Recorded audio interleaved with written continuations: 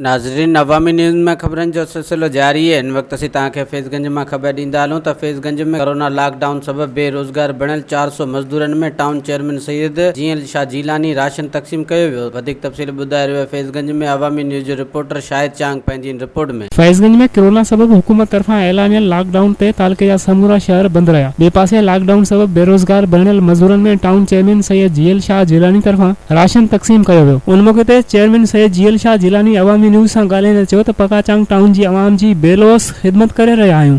उन वधीक चयो त पकाचांग टाउन में बेरोज़गार बणियल 400 खां वधीक माण्हुनि में बग़ैर कंहिं रंग ऐं नसुल जे फ़र्क़ जे राशन तक़सीम कयो आहे, जॾहिं त ॿियनि हक़ी माण्हुनि ताईं पिणु राशन पहुचायो वेंदो। उन चयो त उन खां अॻु पकाचांग टाउन तरफ़ां शहरनि में मास्क ऐं साबुण पिणु विराया विया आहिनि, जॾहिं त पकाचांग टाउन जे मुख़्तलिफ़ इलाइक़नि में जरासीम कुश स्प्रे जो सिलसिलो पिणु जारी आहे। कैमरामैन राशिद चांग सां गॾु शाहिद चांग, अवामी न्यूज़, फैज़गंज। वधीक ख़बरनि ऐं तफ़सील जे लाइ विज़िट कयो असांजी वेबसाइट awamiNewsHD.com ऐं ॾिसंदा रहो अवामी न्यूज़ HD।